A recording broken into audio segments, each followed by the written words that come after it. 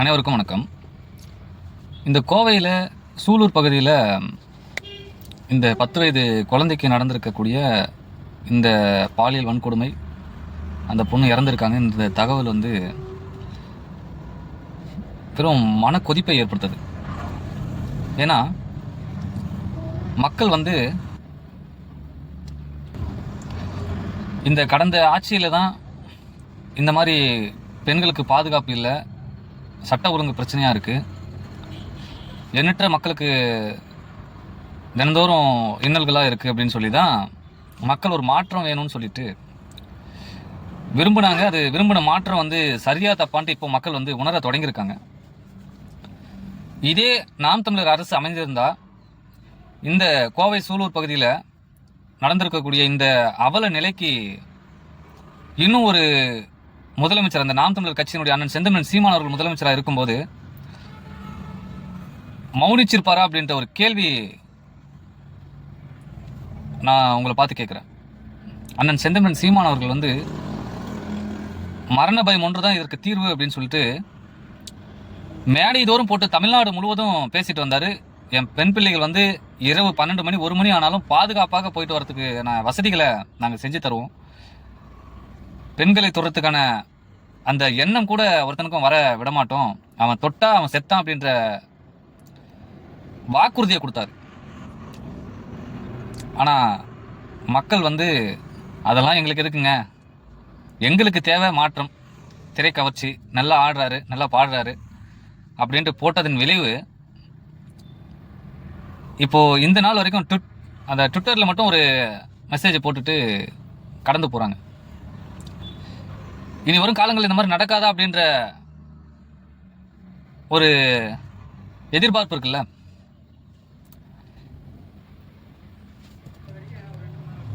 ஒவ்வொரு பெண் குழந்தையும் அவங்க வீட்டில் சொல்லியிருக்கும்ல, இவங்களுக்கு ஓட்டு போடுங்க அப்படின்னு. நீங்கள் அதை சொல்லி தானே வாக்கு வாங்கி தானே ஆட்சி அதிகாரத்துக்கு வந்தீங்க. இந்த சூலூர் பகுதியில் மட்டும்தான் இந்த பிரச்சனை அப்படின்னு பார்த்தா இல்லை. கடந்த 10-15 நாட்களாக ஒவ்வொரு பகுதியில் இருந்தும் இந்த மாதிரியான செய்திகள் வருது. இரவு நேரங்களில் மின் தட்டுப்பாடு ஏற்படுது, கஞ்சா போதையில் போய் பெண் பிள்ளைகளை தாக்குறது, பெரும் அவதிக்கு உள்ளாயிட்டு இருக்காங்க மக்கள்.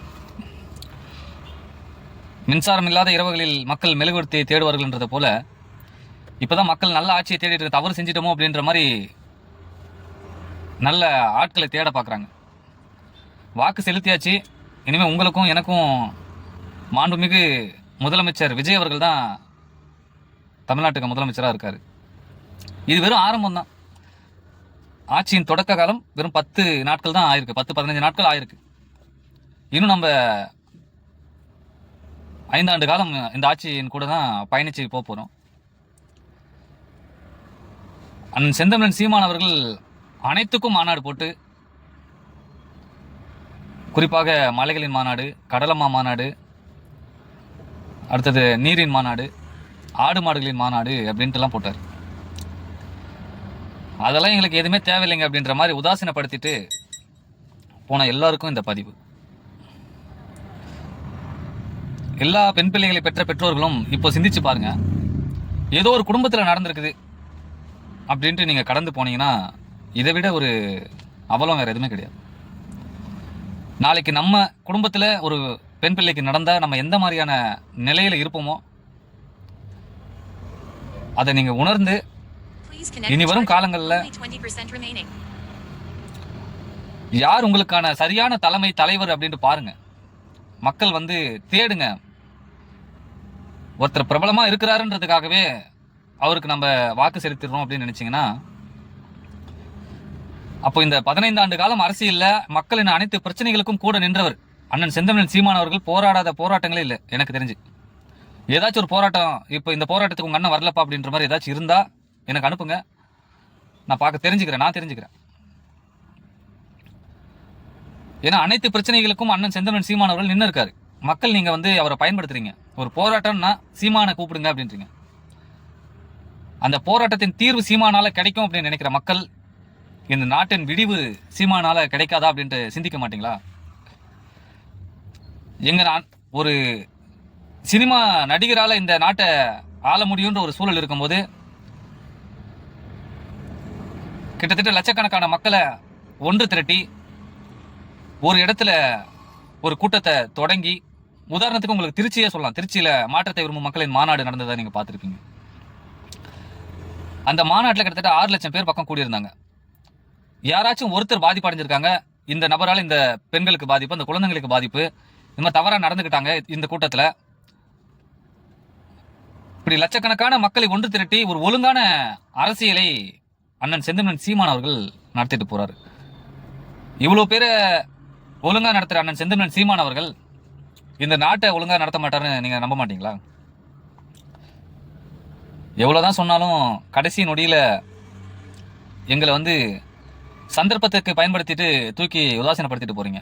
நாம் தமிழர் உறவுகளையும் அண்ணன் செந்தமிழன் சீமான் அவர்களையும். எங்கள் உழைப்பு மிகவும் அசாத்தியமானது.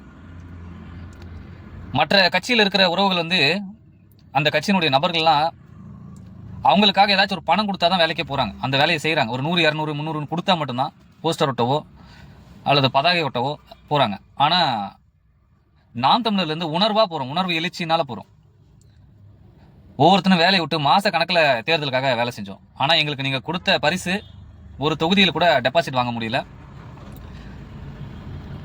யாருன்னே தெரியாத நபர்கள் எல்லாம், அந்த தகுதி இருக்கான்னு தெரியாத நபர்கள்லாம் இன்னைக்கு வென்று எம்எல்ஏக்களாக ஆயிருக்காங்க. நீங்கள் பார்த்துருக்கவே மாட்டீங்க அந்த தொகுதியில் உழைச்ச, அந்த கட்சியில் உழைச்ச நபருக்காச்சும் அங்கீகாரம் கிடைச்சிருக்கானா? அதையும் இல்லை. மக்கள் ஒரு நொடி சிந்திங்க. நீங்கள் சிந்திக்கிற தன்மை வர வர உங்களுக்கு குறைதான் தான் என்னுடைய கேள்வி. ஒரு கட்சி இருக்குதுன்னா அந்த கட்சி எதற்காக இருக்குது, அந்த கட்சியினுடைய சித்தாந்தம் என்ன, நம்ம எதுக்காக ஒரு கட்சிக்கு ஓட்டு போடுறோம்னு தெரியாம மக்கள் சாதி ரீதியாக பிரிந்திருந்தோம், மத ரீதியாக பிரிந்திருந்தோம். அண்ணன் சீமான் அவர்கள் எங்களை இந்த அரசியல் பழகி கற்றுக் கொடுத்து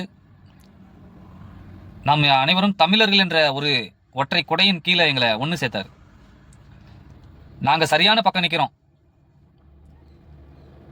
ஏன் சரியான பக்கம் நிற்கிறோம்னு சொல்கிறேன்னா, சீமான் அவர்கள் சொல்லியிருக்காரு, என் பொம்பளை பிள்ளைய நீ தொட்டுட்டனா உன்னை சாவடிக்கிறது தான் என்னுடைய முதன்மையான வேலை அப்படின்ட்டு.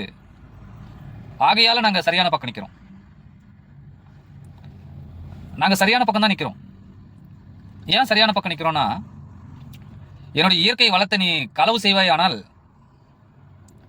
உனக்கு சரியான பாடத்தை புகட்டுவோம் அப்படின்னு சொல்லி நிற்கிற அண்ணன் செந்தமிழன் சீமான் அவர்கள் பக்கம் தான் நிற்கிறோம்.